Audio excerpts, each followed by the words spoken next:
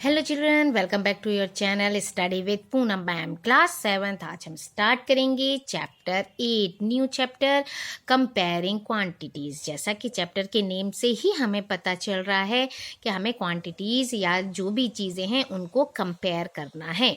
तो इसमें exercise start करने से पहले हम थोड़ा सा देख लेते हैं कि इस चैप्टर में हम क्या क्या चीज़ें पढ़ेंगे। तो सबसे पहले ये समझ लेते हैं कि अगर हमें किन्हीं भी दो क्वांटिटीज़ को कंपेयर करना है तो उनकी यूनिट्स क्या होनी चाहिए, must be the same. The ratio of two numbers is usually expressed in A simplest form. Quantities को जब भी हम कंपेयर करते हैं तो क्या फ्रैक्शन या रेशोज में लिखते हैं, है ना, इसमें ही आती हैं। तो जो रेशो होता है या जो फ्रैक्शन होता है उसको हमें किस फॉर्म में करना है, सिंपलेस्ट फॉर्म में कन्वर्ट करना है, सिंपलेस्ट फॉर्म में हमको एक्सप्रेस करना है। इसमें आप परसेंट, पर, किलोमीटर, पर इस तरह से पढ़ेंगे। तो व्हाट्स द मीनिंग ऑफ पर? पर मीन्स होता है फॉर ईच। परसेंट वर्ड कहाँ से डिराइव्ड हुआ है बेटा? Percent is derived from Latin word percentum, जिसका मीनिंग होता है पर 100 और फॉर एवरी 100। और उसका सिंबल क्या होता है, इस तरह से थोड़ा स्लैंटिंग लाइन और ये दो पॉइंट्स ऊपर नीचे लाइन के। A fraction with its denominator as 100 is called a percent and is equal to that percent as is the numerator। ठीक है, किसी भी फ्रैक्शन में हमको परसेंट निकालने के लिए उसका डिनोमिनेटर क्या करना पड़ेगा, 100 करना पड़ेगा। वैसे तो 100 का मल्टीप्लाई ऊपर नीचे यानी कि डिनोमिनेटर न्यूमरेटर दोनों में करना पड़ता है, इससे इजी हो जाता है। हम डिवाइड करेंगे, मल्टीप्लाई बाय 100 करेंगे, इस तरह की चीज़ें ना करके इसको ईजी बनाने के लिए डिनोमिनेटर उसका क्या करना पड़ता है, 100। और जो न्यूमरेटर में नंबर होते हैं फिर वही डायरेक्ट परसेंट आ जाता है। क्लियर? अब इसमें और क्या चीज़ें पढ़ेंगे इस चैप्टर में? हम cost price, selling price, loss, profit, बहुत सारी चीज़ें पढ़ेंगे। हाँ, एक चीज़ और, जैसे कोई रेशो में दिया हुआ है आपको कोई नंबर और उसकी परसेंट निकालनी है तो सबसे पहले आपको क्या करना पड़ेगा, उसको पहले फ्रैक्शन में लिखना पड़ेगा, फिर मल्टीप्लाई बाय 100 करना पड़ेगा। अच्छा, कॉस्ट प्राइस क्या होती है बेटा? Cost price, selling price, loss, profit भी इसमें पढ़ेंगे।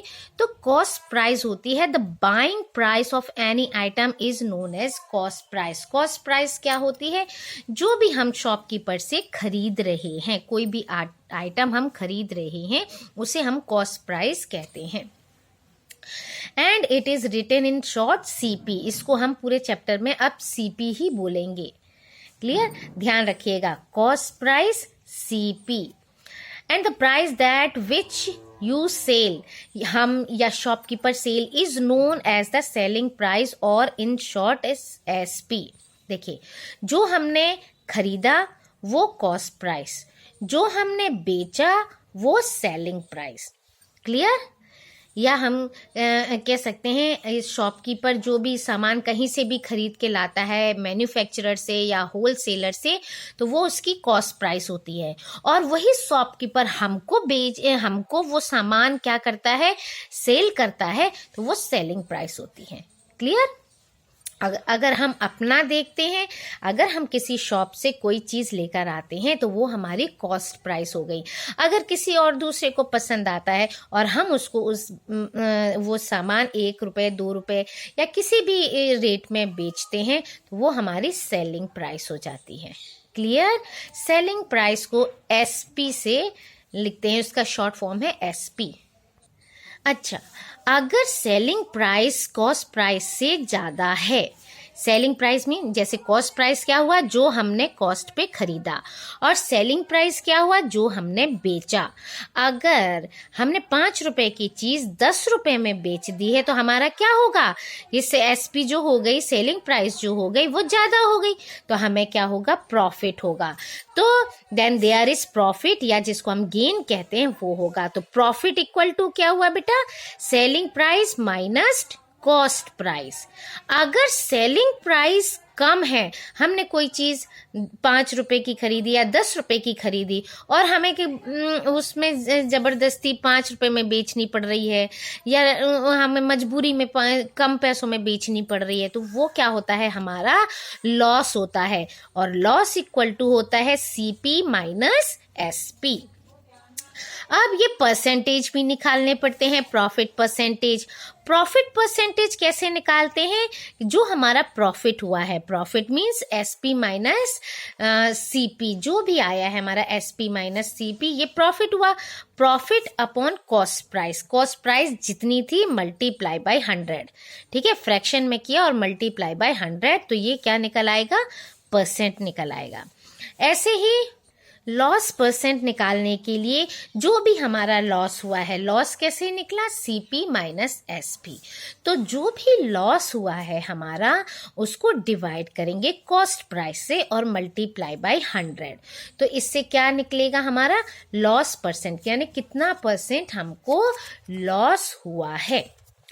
अब the money you borrow is known as sum और प्रिंसिपल। हमें ये सारी चीजें भी इस चैप्टर में पढ़नी है ना, क्या हमें कितना इंटरेस्ट मिल रहा है, कितना अमाउंट हमें मिलेगा, कितना प्रिंसिपल है, कितना टाइम के लिए क्या इंटरेस्ट मिला, बहुत सारी चीजें इसमें पढ़ोगे। तो जो मनी हम बोरो करते हैं उसको हम कहते हैं प्रिंसिपल या सम, और जो मनी हमने बोरो की है उस पे कुछ एडिशनल मनी लगती है और हमको देना पड़ता है, यानी ब्याज जिसको कहते हैं, इंटरेस्ट है ना, उसको हम कहते हैं इंटरेस्ट, यानी जो एक्स्ट्रा पैसे। अब हमने किसी से उधार लिया या बैंक से लोन लिया, बैंक से जो लोन लिया, हमने 10,000 रुपए लोन लिया बैंक से बाय चांस, तो वो 10,000 जो हो गए वो तो प्रिंसिपल हो गए, लेकिन हमको वो पैसे क्या करने पड़ते हैं, एक्स्ट्रा एडिशनल पैसे हमको मिलाकर बैंक को वापस करने होते हैं।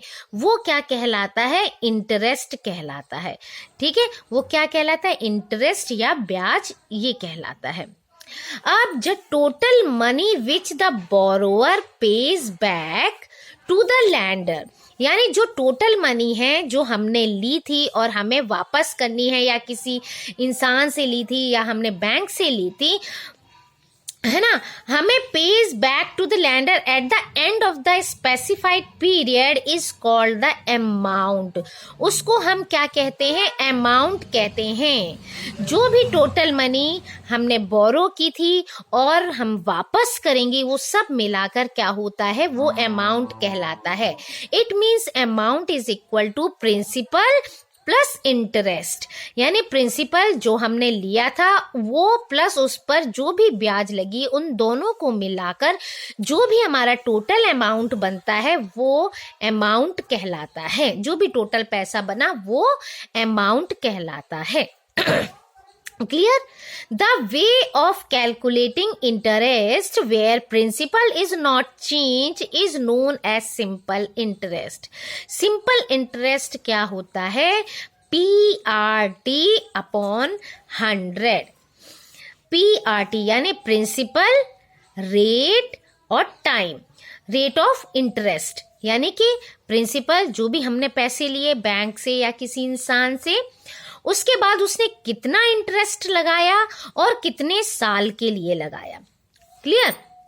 जैसे कोई हमने किसी से इंटरेस्ट लिया, किसी से हमने पैसे लिए 10,000 रुपए और उस पर हमारा कुछ भी इंटरेस्ट आ रहा है, 2% का इंटरेस्ट ले रहे हैं, या हमसे कह दिया कि नहीं 3% का लगेगा इंटरेस्ट, तो वो रेट ऑफ इंटरेस्ट और कितने साल के लिए, मतलब अब हमने क्या किया, 1 साल के लिए लिया था, है ना, 1 साल के लिए लिया 10,000, उस पर 2% का इंटरेस्ट आया, है ना, 10,000 पे हमने 2% का लिया तो हमारे रुपए बने 200 रुपए।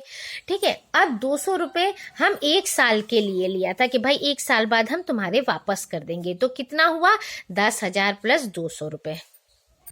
ठीक है, वो हो गया, तो यानी कि 10,000 प्लस 200, टोटल अमाउंट कितना हुआ हमारा, 10,000 प्लस 200, जो हमारा इंटरेस्ट आया, ये अमाउंट हो गया। अच्छा, सिंपल इंटरेस्ट हम इस तरह से भी निकाल सकते हैं, PRT। Principal, rate of interest और कितने टाइम के लिए। ये तो हो गया एक साल का। अगर हमको 2 साल 3 साल जितने साल के लिए भी हमने लिया है और सेम रेट ऑफ इंटरेस्ट है तो हमको ये फॉर्मूला यूज करना पड़ेगा। सिंपल इंटरेस्ट का फॉर्मूला यूज करना पड़ेगा हमको। क्लियर? हमको क्या करना पड़ेगा? सिंपल इंटरेस्ट का फॉर्मूला यूज करना पड़ेगा। कभी कभी क्या होता है, आपको सिंपल इंटरेस्ट गिवन होता है, प्रिंसिपल निकालना होता है, ये सब चीजें दी होती हैं, तो उसको कैसे करेंगे इसके भी फॉर्मूले मैं आपको अभी बताती हूँ। अब देखिए, जैसे simple interest equal to PRT upon 100 होता है। अगर हमें ये प्रिंसिपल निकालना है तो क्या करना पड़ेगा? 100 को सिंपल इंटरेस्ट में मल्टीप्लाई करना पड़ेगा और ये डिनोमिनेटर में आ जाएंगे R into T, rate of interest और टाइम। अगर हमको R फाइंड करना है यानी रेट ऑफ इंटरेस्ट फाइंड करना है, तब भी क्या होगा? SI यानी सिंपल इंटरेस्ट में क्या है? 100 मल्टीप्लाई कर देंगे। PRT ये होते हैं तो R हमको फाइंड करना है, P नीचे आ जाएगा, मल्टीप्लाई बाई T डिनोमिनेटर में ही आ जाएगा। अगर हमको टाइम फाइंड करना है तो सिंपल इंटरेस्ट मल्टीप्लाई बाई 100 और principal multiply by rate of interest. Clear? इस तरह से हम सब चीज फाइंड कर सकते हैं। तो इस वीडियो में इतना ही। Thank you. Like, share and subscribe my channel.